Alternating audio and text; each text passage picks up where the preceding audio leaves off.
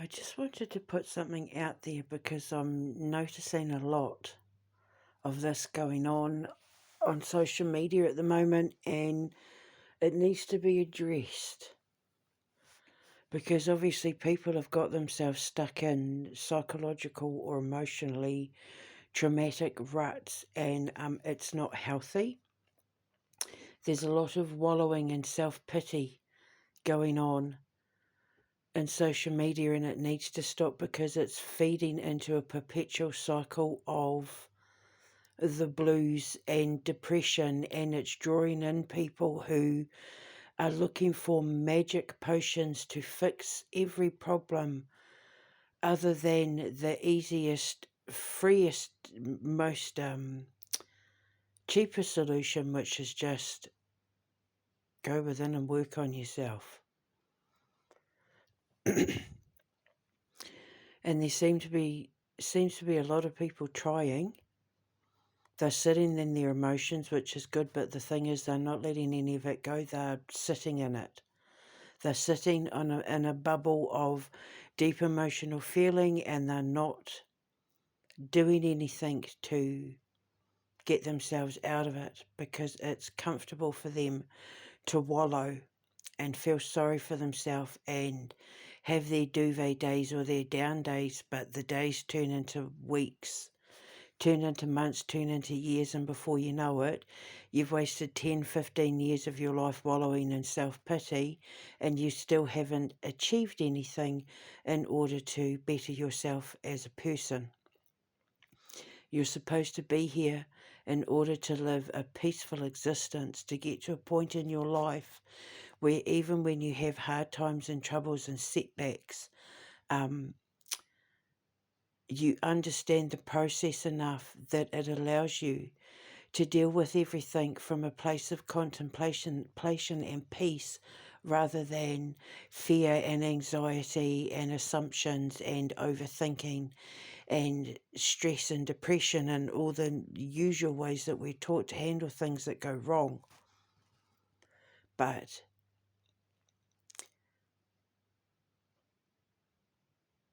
while it's good to go down into the shadows in order to heal yourself, you must remember to bring yourself back up. You shouldn't be down there for more than a couple of days. You know, where you shut yourself off and you shut yourself down and you isolate. That should only ever be for a couple of days before you bring yourself back up again because you've found a solution or you're waiting for the storm to pass.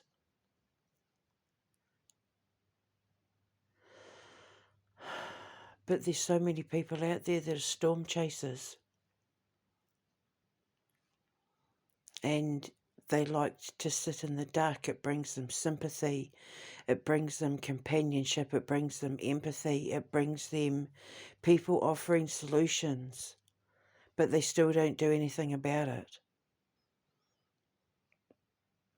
It's all about attracting all the same kind of people to give you a reason as to why you shouldn't be working on yourself. They need my support. I can't just walk away, they need me. It's codependency and it's not healthy. If you need the company of other people, that's not healthy. You're supposed to be able to have periods of isolation so that you can work on yourself, so that you can figure out why you keep having these days where you're being drained and why you keep falling into the same karmic loop when your moods, when your life, when everything just happens over and over and over again, same old, same old, same old, same old, same old. You're stuck in a karmic loop, which is like being stuck in a rut, or like you know, when in the old days with records, when records used to skip and the line would just repeat itself over and over again. That's what it is. You're stuck in one of those, and the only way you can break free from it is to get yourself out of it. Nobody is going to help you out of the karmic loop. I can show you what you need to do, but you have to be the one to do it, and you do it by forcing yourself. You have to force yourself to change your perspective, to change your mood. When you change your perspective, you change your mind, and when you change your mind, you change your mood. Otherwise, you have to take a serious look at the people you're around, even the ones who follow you on social media. When you're in darkness, when you're surrounded by darkness, and people who are expressing their pain and their suffering and their sorrow, but they're not motivational, this is the life I had and this is what I did to get out of it, then you're in codependent, vampiric, draining, like energetic vampiric relationships. Even if they're just people that you follow them on social media, or like you like their posts and things like that. These things matter, especially when you're dealing with the internet, because you're talking about electricity and bandwidths and Wi-Fi and all of that. So a lot gets sent out through the Schumann resonance more than people realise. So, okay, you might be feeling a bit down, you might have some stuff going on, but what is sitting complaining on social media going to do about it? You can find someone like me who has the answers, who can help you figure it all out and explain it to you once so that you can take the information and move on. But you have to be the one to do something about it. You have to be the one to do it. I can keep telling you to till I'm blue in the face, but I only teach once. I only tell you once. I give you the answers once. And I'm not going to teach you again because I don't have time to raise adults who weren't raised properly by their parents and how to deal with trauma and the trauma response. And it's not been harsh, it's just that people will only be too happy to come back to you over and over and over and over and over and over again every time they have a problem, because they know you're going to have the answers. But sometimes you got to figure this stuff out on your own. And the people that come to me, they come to me once in a blue moon, which is how it's supposed to be. They come to me when they've exhausted all options, or where they just need a fresh perspective, or they just need reassurance that they're doing the right thing. So it's okay to have days where you're feeling a bit like, ugh. Especially if you're a creative empathic genius, you're going to have those days where you have creative exhaustion or writer's block, or you've knocked your pan in and you had days of barely eating and creating at odd hours and having to deal with things that life throw at you, and it can take you to the point of absolute mental exhaustion, in which case it's okay to just shut yourself off from the world and turn everything down and, just eat and sleep and recharge your batteries. That's completely fine. We're supposed to do that. But what we're not supposed to do is stay down there for longer than 2 days. If you can't get yourself back up again after a couple of days, then there's more going on than you're prepared to look at. But for me personally, when I pull back, it's always because I have to think about my reaction. because I used to be a very reactionary person, and with my kind of power now, I can't afford to do that in case I strike the wrong person. My gift is very powerful now, and I can do a lot of damage when I point my finger. So I have to sort of pull back and go quiet. Also, as well, I've been utterly, utterly exhausted, like to the point where I can barely keep my eyes open, like because I've been doing a lot for my father and to help humanity and stuff over on X. Like a lot has been going on, and on top of that, and preparing menus for my boys, and yeah, I absolutely, like, I have nothing left to give. I am exhausted to the point of not even being able to keep my eyes open. And then, you have things like pain and all of that as well. So that's why I go quiet. It's the wisest thing for me to do so that I don't react too fast to something that's unfolding around me, so that I don't react in a way that could be time consuming or detrimental, or where it's affecting an innocent person or anything like that. So it's a great skill that I've learned to master when mastering patience, because that was my last virtue that I had to master, was patience. I think I've got that down now. So I wanted to put this out there because of the fact that, understandably, people are stressed out, people are full of anxiety, people are terrified of this World War III thing. I promise you there's not going to be a World War III. I promise you there's not. There's not. Things are going to be dealt with and be over and done with a lot quicker than people are realising, because God's not playing this time. If America goes anywhere near Iran, Donald Trump will cease to exist within months. Like, he will be struck down. God has made that very, very clear. If America touches Iran, then their president has probably only got a few months left. God will absolutely strike him down. Him and Netanyahu and Zelensky, and that Ursula von der Leyen and all that, they're all on borrowed time. And everything, as I said in those messages, is playing out exactly how Father said they were going to play out. We just need to have patience. We just need to have faith. Keep the faith. Don't be scared. This is mankind's greatest test right now, because the elites, the Illuminati, feed on fear.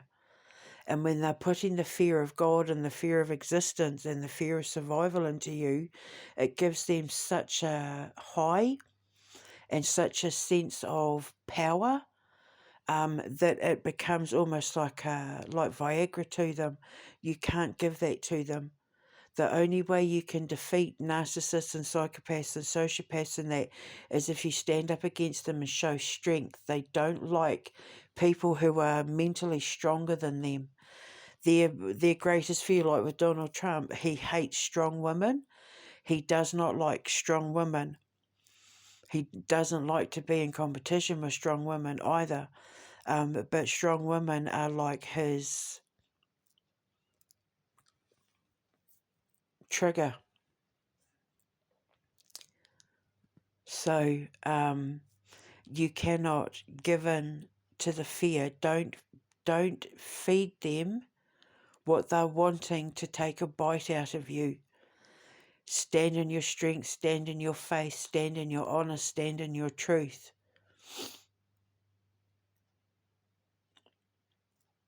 But don't give in to fear and don't lose hope. This is mankind's greatest test of faith.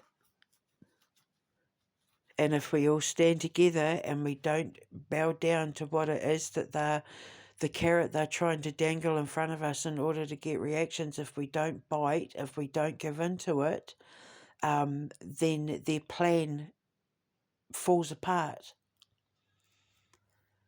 And then we've instantly disarmed them. They have no power over us when we don't play the game. So just don't play the game. They want you feeding on the wallow and self-pity. They want reasons to give you the medication. They want reasons to put you in mental health. They want reasons to offer you suicide and all of that. So don't give it to them. You're playing right into their hands. Willpower comes from the self. You don't get willpower handed to you by other people. You get strength and courage handed to you by other people, but the willpower is completely your doing. You're the one that has control. You're the one who decides your strength of will. So when you realise you're having a down day, immediately do something to lift your mood.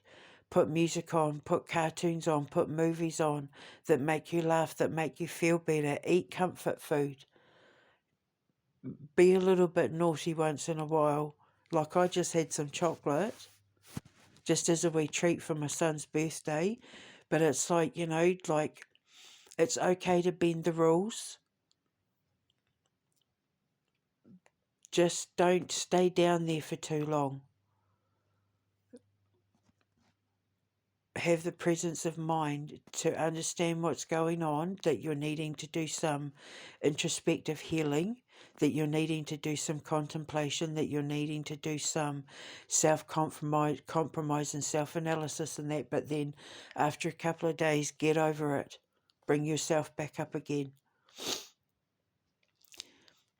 It's too easy to yo-yo.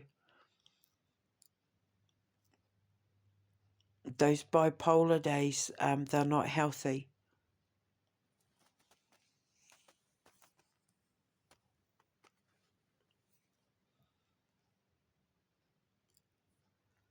Just treat your energy like a balloon that you have to keep off the ground, using every body part. The balloon is not allowed to touch the ground. Don't let your energy, don't let your mood touch the ground. Always keep it off the ground. Whether you have to kick it, headbutt it, use your boob, use your arm, use your foot, use your toe, use your fingers, whatever. Keep that balloon up in the air, keep it off the ground. Your energy is exactly the same. Don't let your energy hit the ground, because it's a lot harder to pick a balloon up off the ground. It takes more energy to pick a balloon up off the ground than it does to keep it in the air. So just remember that. And like I keep saying, when I get my radio station, I'll put these little shows out and we'll do talk back, where people can like type in or call in, if it's like actual radio, where people can call in or type in their questions, and then I can answer their questions and that. But I'll help you once. If you come to me, I'll help you once. It's up to you to take the information that I give you and do with it what you will. But if you're the sort of person that's going to call my show every week with a different problem, that's going to get annoying real quick, because it means that you've fallen into the trap of looking for other people to solve your problems for you. And we're here to guide you and teach you and show you by example. But whether you implement those changes or take the advice and that, it's all on you. So anyway, so it's just some food for thought, because everyone seems to be having a case of the Debbie Downers at the moment, and that's how you know they're working through the Schumann resonance, through the radio waves and frequencies, and that they're sucking the life out of people. They're sucking the energy out of people. And you've got to get that back. Start bringing the fun back into your life. It's okay to fall back on the things that you used to do when you were a kid. Your favourite TV shows, your favourite songs, your favourite movies and that, your favourite books. It's alright to fall back on those things. They made us happy when we were children for a reason. They brought us comfort for a reason. So it's okay to fall back on that sort of stuff. Have your favourite kids' meals that you used to have, or your favourite sweets, or what's your favourite movie or cartoon or Animal Olympics for me. I love the Animal Olympics. Windows and Willows is one I'm watching at the moment. So, you know, there are a lot of things you can do that keep you away from medication, that keep you away from drugs and alcohol, that keeps you away from negatively impacting oneself either physically or mentally through things you put your body through, right through to things you put in your body and the way that you choose to think and handle situations and that. So but none of it really costs money. It's a lot cheaper than having to deal with the mental health system, who now want to help you die a lot faster, and feed you medications that give them more control over telling you how to think and what to feel, which is nobody's business but yours and your ancestors and your gods. So I'm here to show you all of that. Okay, so hold your head up high and remember you are loved. And I will speak to you later. Ka kite anō. Mwah.